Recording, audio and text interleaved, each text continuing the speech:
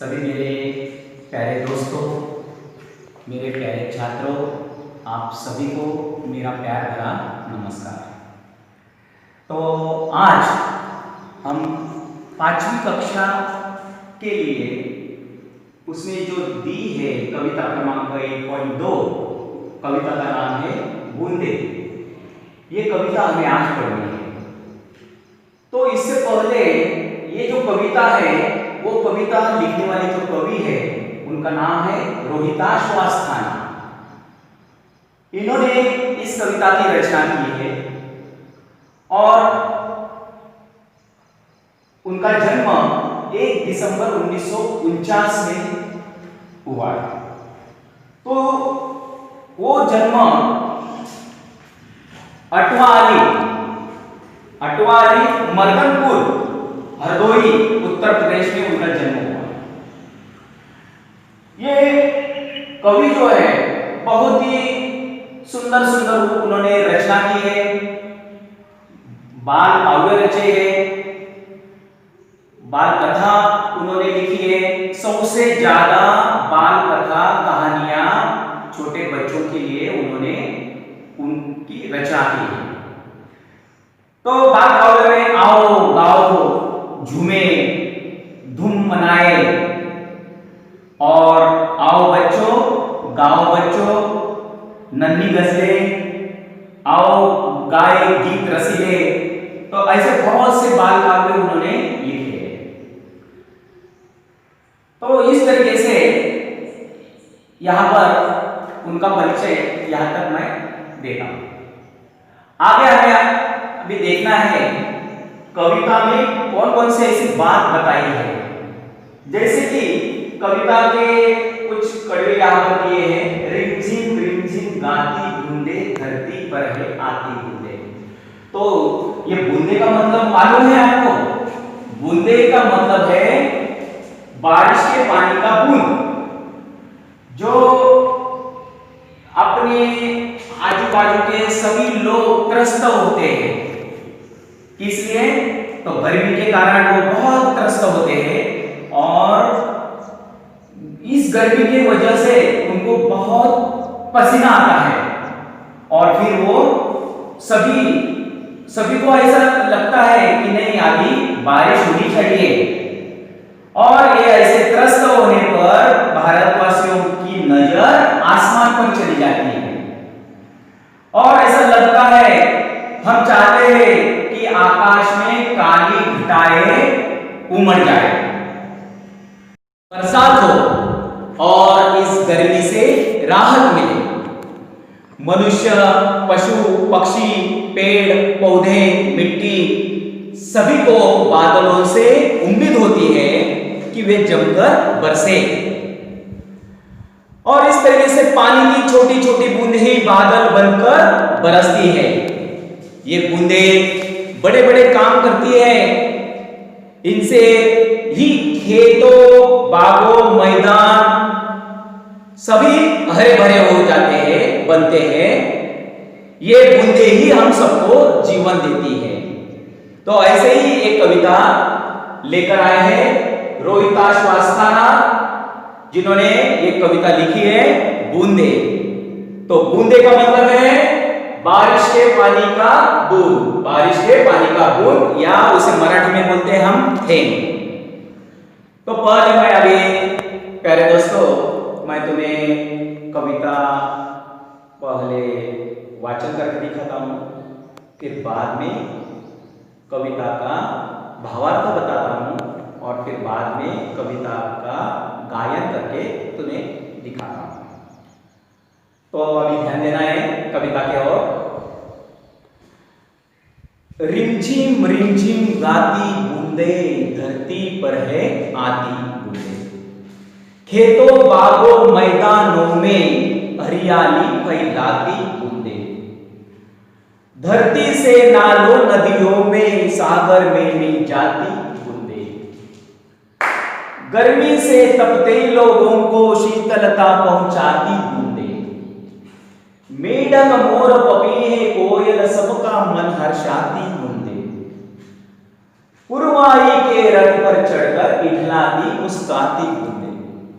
तो देखो सभी मेरे प्यारे छात्रों मित्रों, तो इसमें रिमझिम कहा है।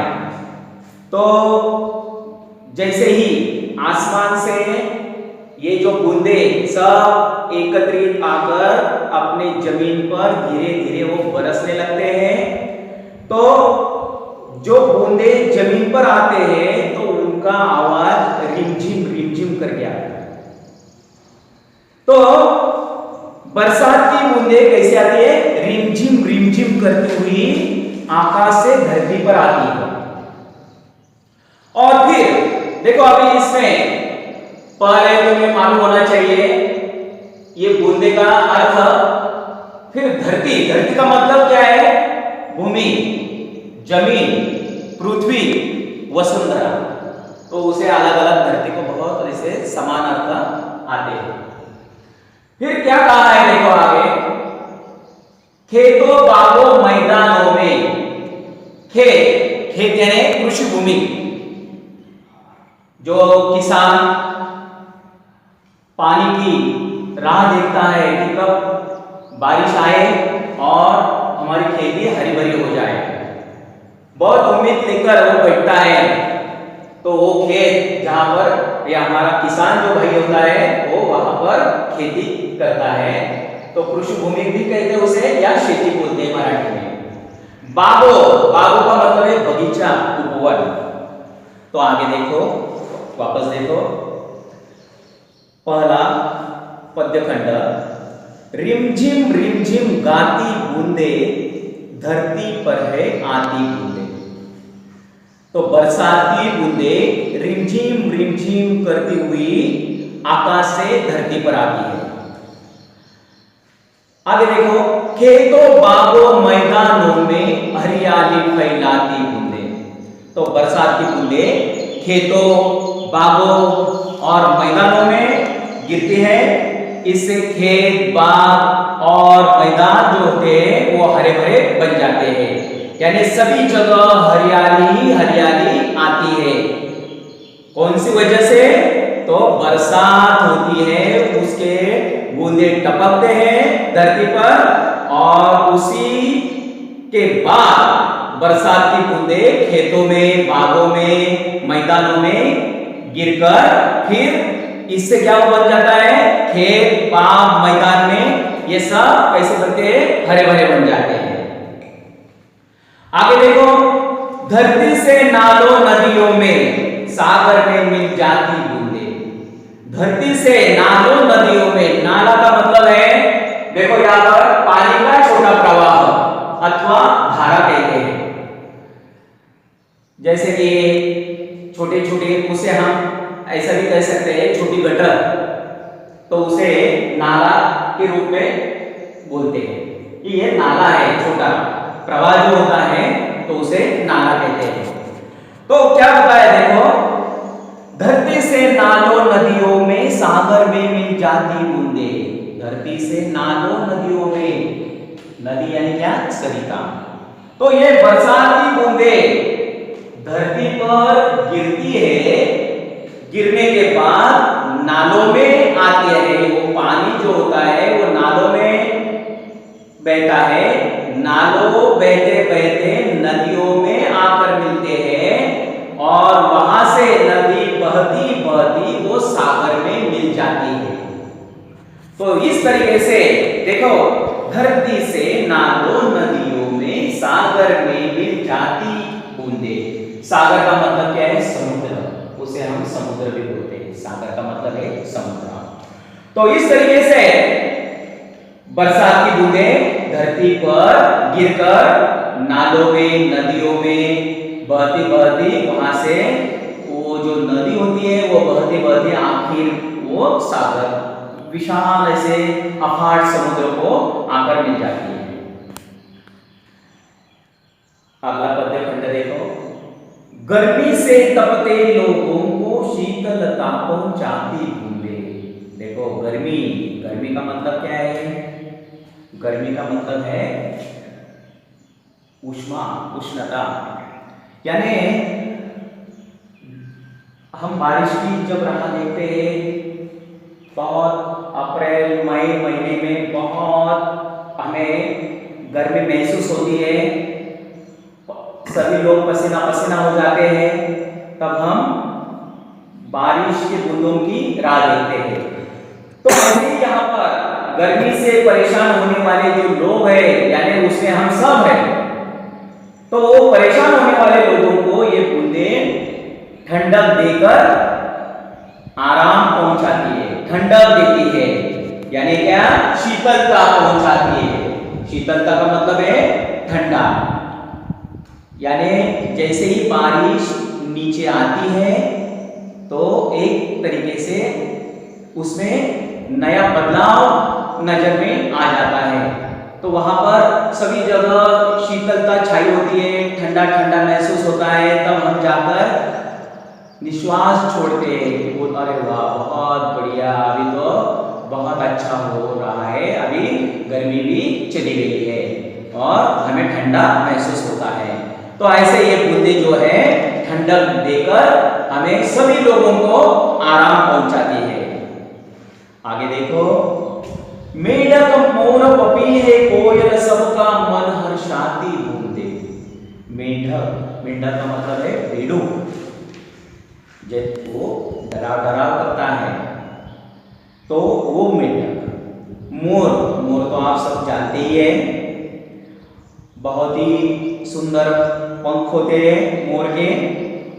पपिया, पपिया का मतलब है एक काले रंग का पक्षी, कोयल जैसी रहती है उसी प्रकार का वो पक्षी होता है, उसे पपिया भी बोलते हैं और चातक पक्षी भी बोलते हैं। ऐसे भी कहा जाता है कि ये जो चातक पक्षी है, ये जो पपिया है, वो पहले जैसे ही पहली बार बारिश होने वाली है तो वो अपनी चोंच खोलकर वो जो बूंदे गिरती है तो उसको वो अपनी चोंच में पकड़ लेता है, यानी वो पहले बारिश का पानी पीता है और इस तरीके से वे बेसब्री से उसका इंतजार करता है। तो ऐसा ये पपीहा, ये भी एक काले रंग का पक्षी है। फिर बाद में दूसरा एक पक्षी है कोयल, जो कू करती है कोयल। तो ये सब का मन हर्षाती बूंदे तो केवल मनुष्य प्राणी का ही नहीं, तो ये पशु पक्षी ये सभी जो जो यहाँ पर बताया है, कविता में भी बताया है और असलियत में ऐसे भी देखते हैं हम कि ये जो मेढक होता है वो कीचड़ के अंदर होता है, तो जैसे ही वो पानी आना शुरू हो जाता है तब वो कीचड़ के बाहर आ जाता है और जोर जोर से टराव टराव करता है। मोर, मोर भी आवाज लगाता है। पपिया, वो भी गाता है, यानी उन सभी को क्या हो जाता है, सबके मन को प्रसन्नता आ जाती है और प्रसन्न करती है ये सब बूंदे। और इसीलिए कहा जाता है बरसात की ये जो बूंदे हैं, मेढक, मोर, पपीहे और कोयल आदि सबके मन को वो प्रसन्न करती है। आगे देखो, अभी आखिरी का पद्यखंड देखो। पुरवाई के रथ पर चढ़कर इठलाती मुस्काती बूंदे।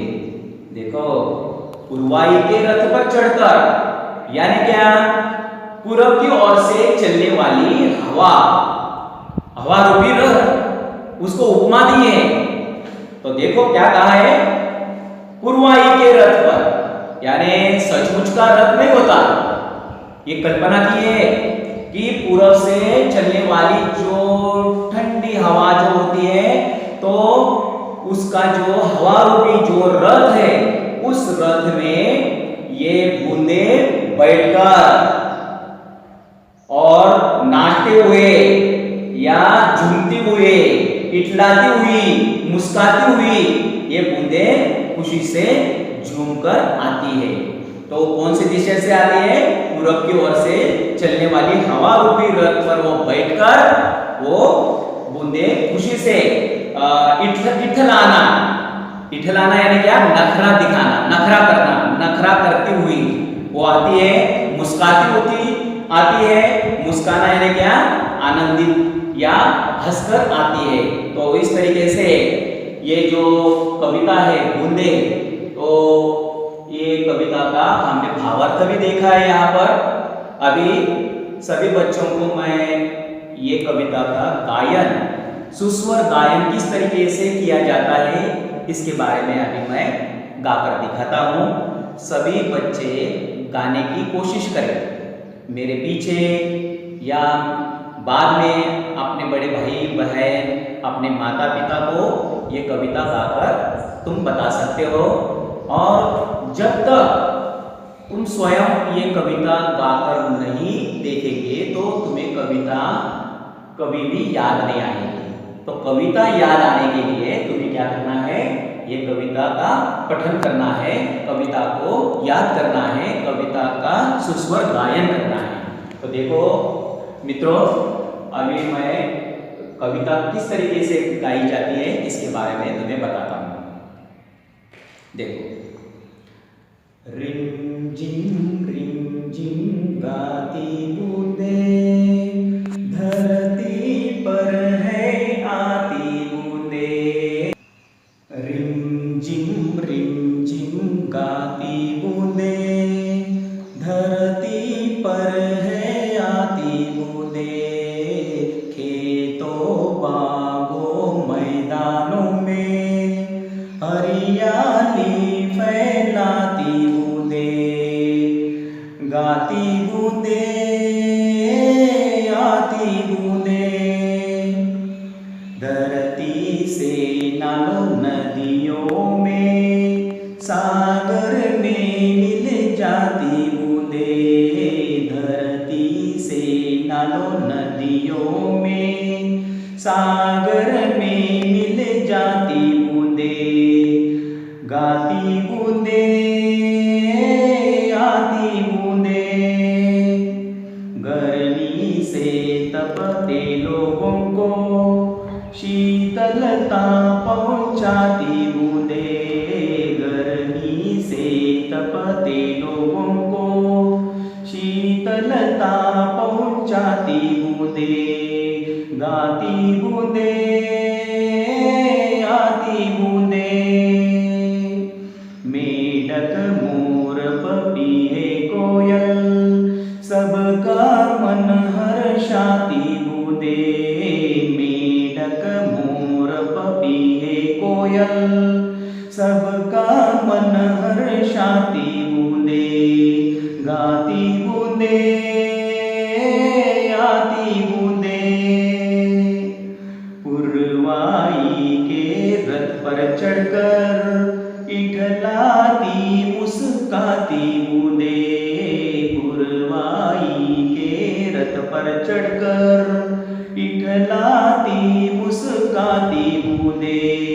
गाती बूंदे आती बूंदे, रिम झिम गाती बूंदे। धरती पर है आती बूंदे। रिम झिम गाती बूंदे, धरती पर है आती बूंदे। गाती बूंदे आती बूंदे। धन्यवाद।